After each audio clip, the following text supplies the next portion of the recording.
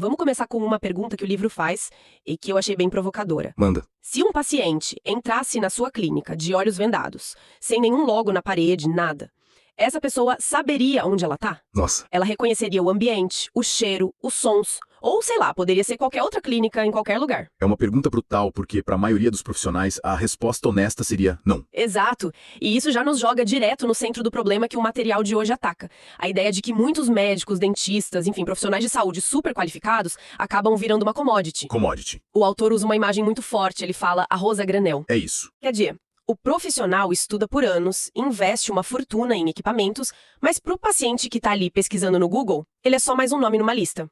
E quando tudo parece igual, o que acaba decidindo a escolha? O preço é a única coisa que sobra para comparar.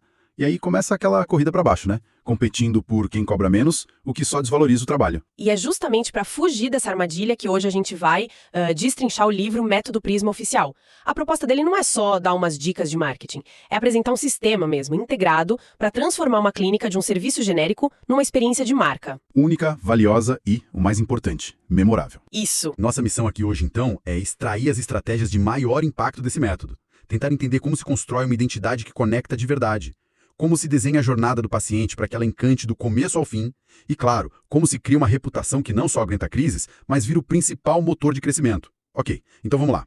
O primeiro grande problema que o livro aponta é essa falta de identidade. E ele usa outra analogia que eu achei fantástica. A sua clínica é arroz ou risoto? Essa é ótima. Arroz é básico, né? Funcional. Mas risoto é uma experiência. Você paga pelo sabor, pelo ambiente, pela história por trás. Ninguém escolhe um risoto pelo preço. Exatamente. E o livro ilustra isso com o caso do João, um paciente fictício que procura um neurologista. Ele abre 3 sites e são todos iguais. Sempre azul e branco. Sempre. Tons de azul e branco, fotos de banco de imagem de gente sorrindo, a mesma lista de tratamentos. Pro João, não tem diferença nenhuma. São 3 sacos de arroz. A grande questão é, como uma clínica começa a se transformar em risoto? Essa é a pergunta de $1 milhão. Imagino que não seja só sobre ter um logotipo mais bonito, né? Definitivamente não. E aqui entra uma distinção que o autor faz que é crucial, usando o que ele chama de a teoria da festa. Teoria da festa. Como assim? Ele diz o seguinte: marketing é você chegar numa festa, pegar o microfone e gritar para todo mundo: eu sou inteligente, bonito e bem-sucedido. Pode até funcionar com algumas pessoas, pode. Mas branding é o que as pessoas cochicham sobre você nos cantos da sala quando você não tá olhando. É a reputação que chega antes de você. Nas palavras dele, marketing é o pedido de namoro, branding é a razão do sim. Nossa, essa analogia da festa é perfeita. Então não é sobre gritar mais alto. Não. É sobre construir esse cochicho positivo. Mas isso parece tão abstrato, sabe? Como é que se constrói uma reputação de propósito? O livro dá um caminho para isso? Dá, e ele conecta isso de uma forma muito inteligente com a biologia, usando o famoso conceito do Golden Circle, do Simon Sinek. Ah, sim, o comece pelo porquê. Exatamente. A ideia é que nosso cérebro tem camadas, né? A mais externa, o neocórtex, é a parte racional, lida com o que a gente faz. A camada mais interna, o sistema límbico, é a parte emocional, responsável pela confiança, pela lealdade. É lá que mora o porquê a gente faz o que faz. E a maioria das clínicas, imagino, fala com a parte errada do cérebro. Na mosca, a comunicação padrão é de fora para dentro. Somos uma clínica de oftalmologia, o quê? Com os melhores equipamentos, como? Isso fala com o neocórtex, que só compara preço e especificações. É uma conversa fria. Totalmente. As marcas que criam lealdade, segundo o livro, invertem essa lógica. Elas começam pelo porquê. O exemplo prático usado é da clínica do próprio autor, a Optovision. E qual era o porquê deles? Não era tratar doenças oculares ou ganhar dinheiro. A missão declarada deles, o propósito, era conscientizar os brasileiros da necessidade de prevenção. Interessante. É bem mais amplo. Muito mais. E esse propósito ditava absolutamente tudo. O treinamento da equipe tinha que ser humanizado, porque o objetivo era conscientizar, não só operar. Os materiais na recepção eram educativos. O que eles faziam, oftalmologia de ponta, era só a prova de que eles viviam aquele porquê. A confiança se constrói no nível do propósito, não do procedimento. Entendi. O porquê é a alma do negócio. Mas propósito ainda pode ser um conceito meio abstrato. Como é que se traduz isso numa personalidade que o paciente consegue sentir no dia a dia? Aí o livro sugere uma ferramenta muito prática: os arquétipos. A pergunta é simples. Se a sua clínica fosse uma pessoa, quem ela seria? Tipo... Seria o sábio, como o Hospital Albert Einstein, que toda comunicação é baseada em autoridade, pesquisa, conhecimento. Ou seria o cuidador, como a ACD, focada em acolhimento e empatia. Ou talvez o cara comum, como o Dr. Consulta, que promete simplicidade e acesso sem complicação. E a ideia é escolher um para não virar o que o autor chama de esquizofrenia de marca. Exato. A comunicação fica clara, consistente, faz todo sentido. Ok, então a identidade está definida. Temos um propósito claro, um arquétipo, Mas isso ainda está no papel. Como é que isso chega de fato no paciente? Aí a gente entra no segundo grande pilar do método: a jornada do paciente. O autor divide em 3 atos, como se fosse uma peça de teatro: o antes, o durante e o depois da consulta. É aqui que a marca deixa de ser um conceito e vira uma experiência de verdade. Vamos começar pelo antes. Imagino que a maioria dos médicos pense que a experiência começa quando o paciente entra na clínica, mas o livro parece discordar. Totalmente. Ele fala da jornada invisível e do iceberg digital. Gostei dos nomes. A ideia é que 90% da decisão acontece antes do paciente sequer pisar lá. E o jogo está mudando muito rápido. O livro menciona um conceito que eu achei muito à frente do tempo: AEO, ou Answer Engine Optimization, otimização para mecanismos de resposta. Isso. Não é mais sobre otimização seu site para o Google, mas otimizar sua reputação para ser a resposta que uma inteligência artificial, tipo o ChatGPT, vai dar quando alguém perguntar qual o melhor especialista em joelho na minha cidade. Nossa, isso é outro nível. É construir uma autoridade tão forte que até as IAs te recomendam. Mas voltando um pouco para algo mais pé no chão, e o primeiro contato humano? Aquele telefonema para marcar a consulta. O livro fala disso. Sim, e com um nível de detalhe impressionante. Ele propõe um script para a recepcionista que ele até redefine como SDR, uma representante de desenvolvimento de vendas. Deixa de ser passivo e vira ativo. Exatamente. Quando o paciente liga e faz a pergunta clássica: qual o valor da consulta? A resposta padrão é um seco R$ 450. Isso joga a conversa de volta para o campo do preço. E o que o script sugere, então? Inverter a conversa. Antes de dar o preço, criar conexão. A primeira pergunta deveria ser: claro, já te informo o valor, mas antes, a consulta é para quem? Depois, e qual a principal queixa? Ao ouvir a dor do paciente, a recepcionista valida: entendo, isso deve ser muito incômodo. Só depois de criar essa ponte é que ela ancora o valor, explica o que a consulta completa inclui e aí sim fala o preço. A taxa de agendamento deve mudar da água para o vinho. Segundo o autor, aumenta drasticamente. É uma mudança de foco total, de transacional para relacional, desde o primeiro segundo. Ok, o paciente agendou, chegou o ato 2, o durante. O livro chama de O Palco da Experiência ou O Teatro da Cura.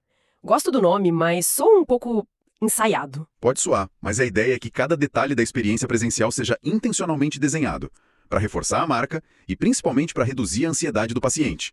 E um dos conceitos mais legais aqui é o de branding sensorial. Branding para os sentidos? Como assim? Por exemplo, a identidade olfativa. Qual é o cheiro da sua clínica?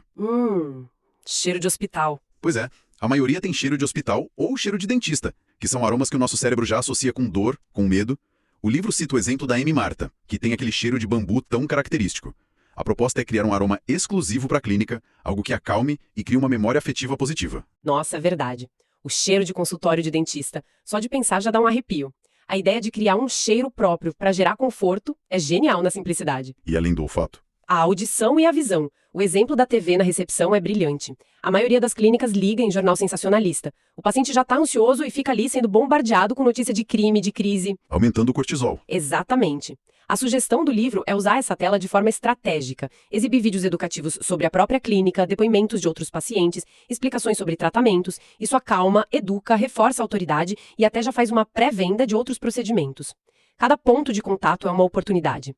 E depois que a consulta acaba, chegamos ao ato 3, o depois. Sinto que é aqui que 99% das empresas, não só clínicas, falham. Com certeza. O cliente paga e some do radar. Esquecendo do valor do paciente atual. Ele introduz o conceito de LTV, Lifetime Value. O valor do cliente ao longo do tempo. Isso. Aquela consulta de R$ 400 pode, na verdade, se transformar em R$ 20.000 se a gente considerar retornos, outros procedimentos e as indicações que essa pessoa pode trazer. E qual a solução para não deixar esse valor se perder no abismo? Tecnologia e cuidado. A sugestão é usar um CRM, um sistema de gestão para taguear os pacientes por patologia. O exemplo prático é fantástico. Imagine que chega o inverno, o ar fica mais seco. O sistema pode disparar automaticamente uma mensagem de WhatsApp para todos os pacientes com a tag olho seco. Ah, que legal! E a mensagem é simples, algo como: olá, aqui é da Clínica X. Com o tempo seco, lembre-se de usar seu colírio com mais frequência para maior conforto. Isso é muito poderoso. O custo é quase zero, mas o paciente pensa: nossa, meu médico lembrou de mim e do meu problema específico.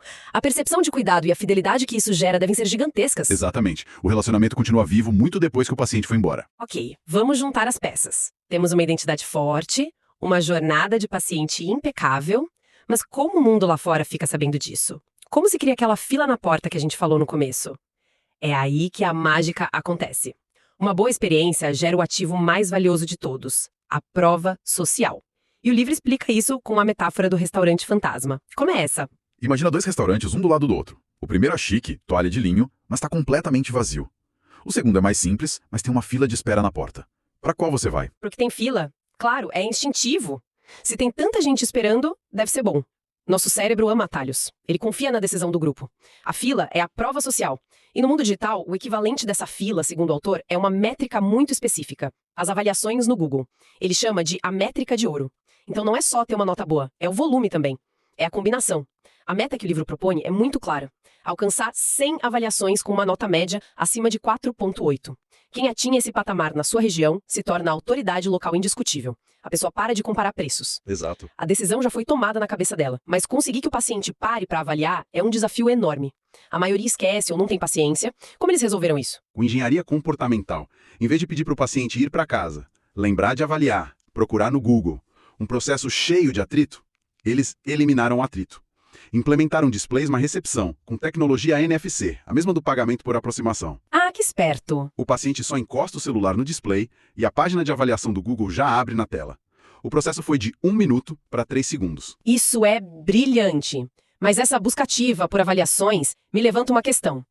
E quando vem a avaliação ruim? A temida avaliação de 1 estrela. Ela pode arruinar uma média construída com tanto esforço? Essa é uma preocupação muito legítima, e o livro tem uma seção inteira sobre isso. Ele apresenta o paradoxo da recuperação.